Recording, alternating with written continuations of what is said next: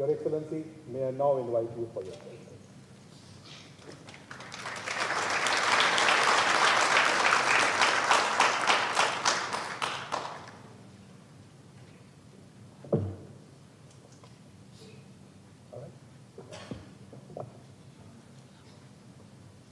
His Excellency, the Honorable Vice Minister of Foreign Affairs, Government of Indonesia, Mr. Fakir, Ambassador Gurjeet Singh, distinguished guests, ladies and gentlemen.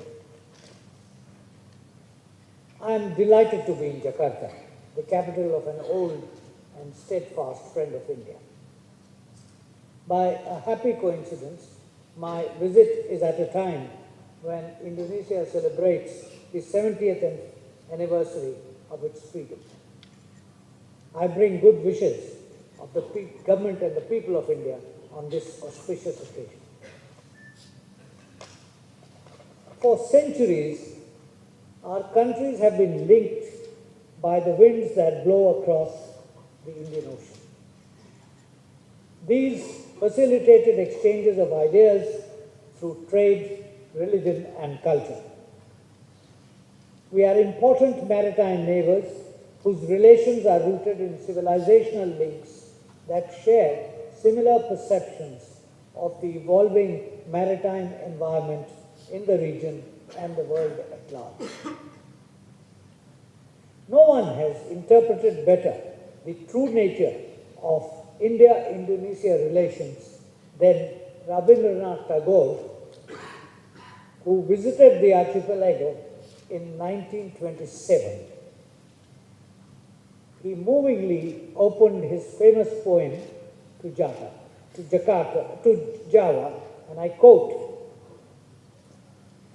"In a dim, distant, unrecorded age, we had met, thou and I, when my speech became entangled in thine, and my life in thy life."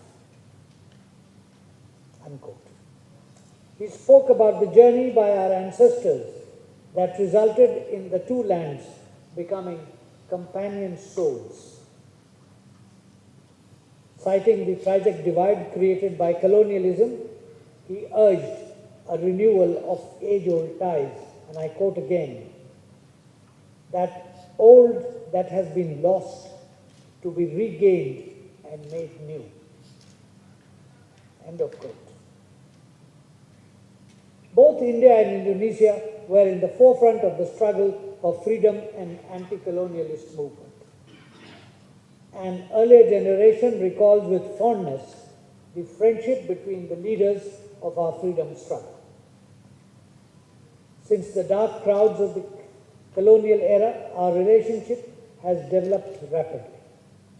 Their combined efforts led to the independence of many countries in Asia and Africa and created an impetus for an equitable world order in the middle of the 20th century. Our glorious past and shared cultural ties create a strong platform for cooperation in the future. This makes it incumbent on us to delineate more precisely the contours of our relationship in the coming years. Nations, friends, respond to challenges and imperatives. In the year 2005, we agreed to become strategic partners. 2 years back, we jointly assessed its potential through the 5 initiatives for strengthening the India-Indonesia strategic partnership, as His Excellency has just mentioned, based on shared commitments to values of democracy, pluralism and diversity, and having economies with strong complementarities and challenges. We agreed to give shape to them through strategic engagement, defense and security cooperation, comprehensive economic partnerships, cultural and people-to-people links, and cooperation in responding to common challenges. The joint statement of October 13, 2013 spells out in some detail the areas of cooperation agreed upon. Our shared worldview is reflected in our close cooperation in regional and international issues. Friends, since the year 1991, India has assiduously followed a Look East policy. This policy emanated from a realization that our economic progress and well-being is intimately linked to the growth and prosperity of the entire Asian continent, especially of our friends across the Bay of Bengal and the Andaman Sea. In recent months, we have enhanced our engagement in Southeast Asia. This was reflected in Prime Minister Narendra Modi's remark last year in the India-ASEAN Summit at Naypyidaw in Myanmar, and I quote, "India's Look East policy has become Act East policy." A rapidly developing India and ASEAN can be great partners for each other. We are both keen to enhance our cooperation in advancing balance, peace, and stability in the region. End of quote. The current economic relationship between India and ASEAN countries presents a multitude of industrial, commercial, and investment opportunities.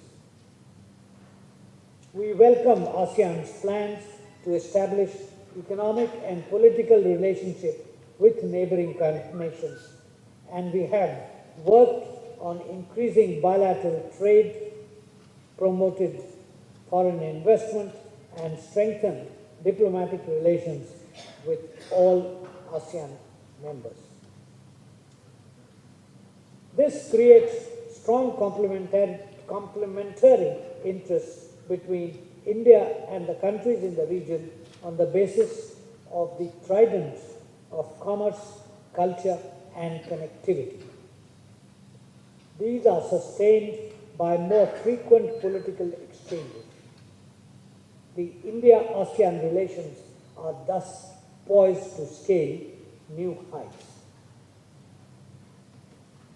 My visit underscores the importance India attaches to Indonesia as part of our increasing engagement with the region. As the largest ASEAN state, accounting for over 37% of the population and over 33% of the combined GDP, and as a fellow member of G20, Indonesia is of particular interest to India. Our bilateral relationship is a key element of our engagement with the entire ASEAN region. We look forward to strong cooperation with Indonesia in building bridges and deepening our relationship with the entire region. The time is also ripe for our common engagement for bringing greater equity into the international order. India and Indonesia have similar aspirations to have an open trading system through global organizations like the WTO.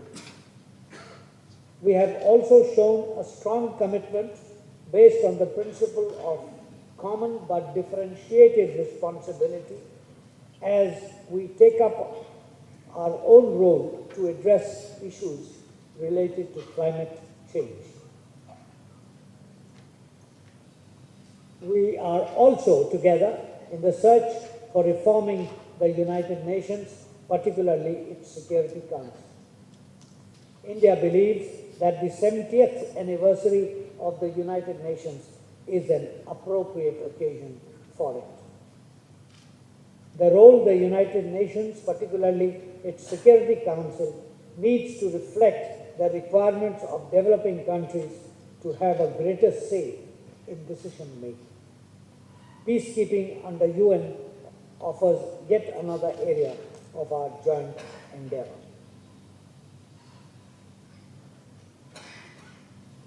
Ladies and gentlemen, despite the large size and rapid growth of our economies, the trade and investment between India and Indonesia remains modest. There is a need to synergize our efforts in the areas of economy and business to correct the sectoral and directional imbalance of our trade and to further diversify it. The vast consumer market, youthful and skilled human resources, and expertise in the field of information technology of India, coupled with Indonesia's natural resources, youthful population, and strategic location, would provide a platform for enhanced economic engagement. There is a considerable potential for expanding trade in areas of automotive components, automobiles, engineering products, information technology, pharmaceuticals, biotechnology, and healthcare sectors. Given their strategic significance, infrastructure development and energy, both traditional and renewable, are key areas for enhancing our cooperation. We need to encourage our private sectors to make investments in infrastructure and manufacturing sectors in each other's country, and for this, the two governments are willing to provide a predictable and comprehensive legal and taxation framework. There is tremendous potential for enhancing our defense ties. Indonesia has played host to ships of the Indian Navy and the Indian Coast Guard on several occasions in recent years. We are also happy that Indonesian ships are making more frequent visits to the Indian ports.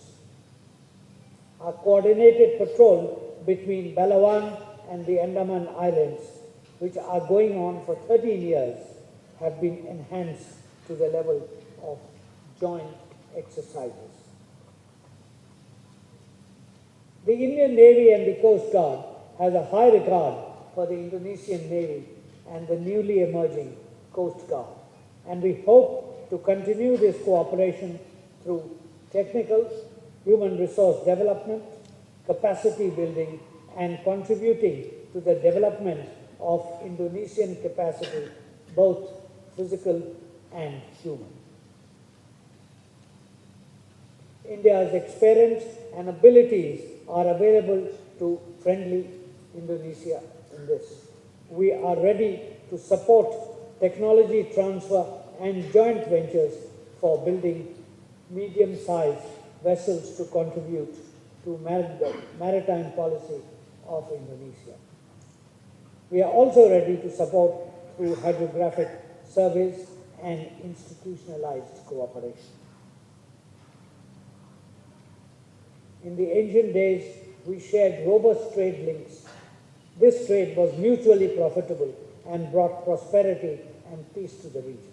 Today, as India and Indonesia stand together, two vibrant, youthful democracies with large emerging economies, the time has come to perhaps reclaim our past maritime heritage and synergize the rising aspirations of our populations to strengthen and deepen our strategic relations for a new era of peace and prosperity across the Indian and Pacific Oceans.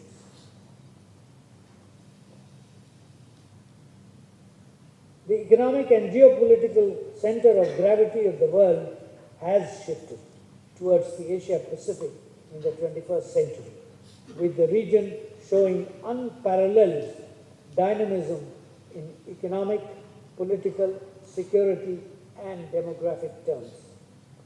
The Indian Ocean littoral states have also witnessed sustained growth over the past few years.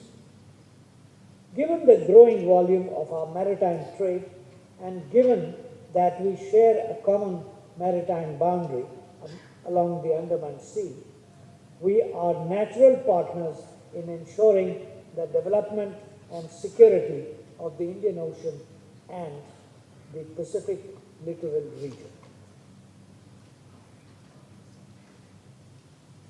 India, ladies and gentlemen, has a shared vision for a peaceful region and the seas around us. We believe that all trade routes and the sea lanes must be protected from traditional and non-traditional threats, and all countries using these international waters must act with responsibility and restraint. India and Indonesia both have a great need for open trade and the sea lanes that carry it. Indonesia's idea of a maritime axis and India's commitment to the MOSAM project, which links the countries of the Indian Ocean, can bring benefit to us all. India and Indonesia are one of the founder members of the Indian Ocean Rim Association, the APEX Pan-India Indian Ocean Multilateral Forum, and Indonesia is its current chair. We have identified 6 priority areas, namely maritime security, trade and investment facilitation, fisheries management, disaster risk reduction, academic and scientific cooperation, and tourism promotion and cultural exchanges. This provides a vision and a clear focus to the activities of the association. We look forward to cooperating with Indonesia in furthering these goals in the Indian Ocean Rim area. Indonesia, given its strategic location, can be a bridge between the Indian and the Pacific Oceans. As one of the most important countries of the Asia-Pacific Rim, Indonesia is in an advantageous position to connect a vibrant South Asia to the Pacific region.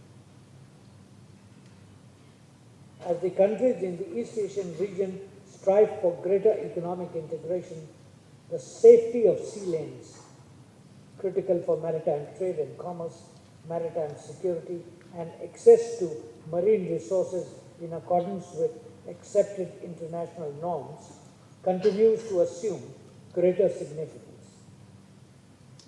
The evolving situation in the South China Sea demands restraint from all sides. We support collective efforts by ASEAN member states and China to conclude the code of conduct to keep peace and stability in the region. Non-traditional threats such as piracy, smuggling, transnational crimes, and drug trafficking are on the rise and pose a challenge for our countries and require strong and determined coordinated action to control. The spreading tide of extremism and terrorism is a threat we both face. Successfully dealing with such threats requires strong cooperation amongst like-minded partners. I'm glad that we have taken some steps to institutionalize cooperation in this area. We will continue to pursue more regular exchanges between our security personnel. Friends, the rationale for a strong India-Indonesia strategic partnership is clearer than ever. We both are vibrant democracies and are influential powers globally and in Asia in particular. We share interests in our various issues, including economic development, food security, counterterrorism, and maritime security. We both also face similar economic development issues and governance challenges. There is much we can learn from each other, and the possibilities for cooperating across a range of sectors are almost infinite. The Asia-Pacific region and the world as a whole would benefit from having greater cooperation between India and Indonesia to positively shape a fluid regional security environment, including through partnerships with other like-minded countries and by strengthening regional institutions like ASEAN. Standing on a strong foundation of trust and friendship, we can work together towards a realization of our common vision for a harmonious world. Long live Indonesia-India friendship. Thank you.